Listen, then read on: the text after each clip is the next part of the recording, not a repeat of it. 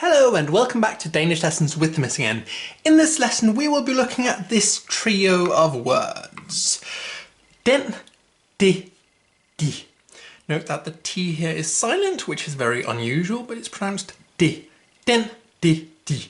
You may also kind of remember this word from previously. Doesn't that mean they? Well, yes, you'd remember correctly, but forget about that for now because the two words are kind of related, but for the purposes of this video, it's easier if you just think of this as a different word that just happens to be spelled and pronounced the same way. So there's no easy way to think of a single English word to really translate this directly, but if I had to pick one, I would say it means the. Because this is the word, well, these are all the words that you put in front of other nouns in order to indicate that you're talking about a specific noun and not just any. So the reason I've split it up in this way is because if you will remember, nouns in Danish come in two different types. You've got the N-type nouns, like en ven, which means a friend, and you've got the T-type nouns, like et hus, which means a house. And so naturally, en ven, instead you could say den ven if you're talking about a specific friend, and you could say de hus. Remember that the T is actually pronounced, but it's not pronounced down here, so et hus, de hus. And finally down here, this then becomes the plural, and in the plural case we're not going to differentiate between the two, so let's take friends again. Friends in plural is venner, and that then becomes de venner.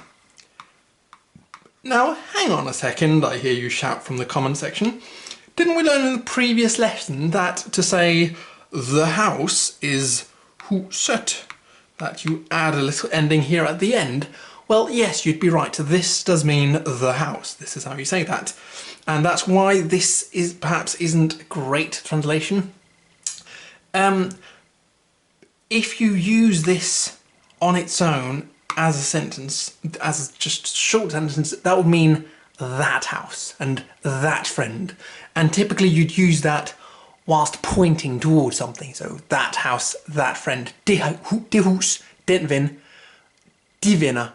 So that would then become those friends. So in that sense, I guess you could say that this word, in fact, perhaps that would be better, but that means a lot of other things in English, and that's just going to make it confusing. And also, in fact, you could sometimes use these not just in front of other nouns, but to replace the nouns completely, which would suggest that really it would be it.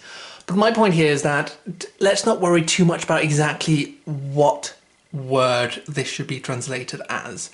These are very common words. It's a family of words that more or less just means the same thing, just for different cases, and it crops up in a lot of places. And in the following lessons, we will look at a variety of situations where you will see this. Den, de, de.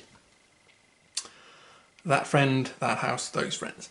I hope you learned something. Thank you for watching. Please follow me on Twitter if you want to know more. That's all for this time. Until next time, head to God.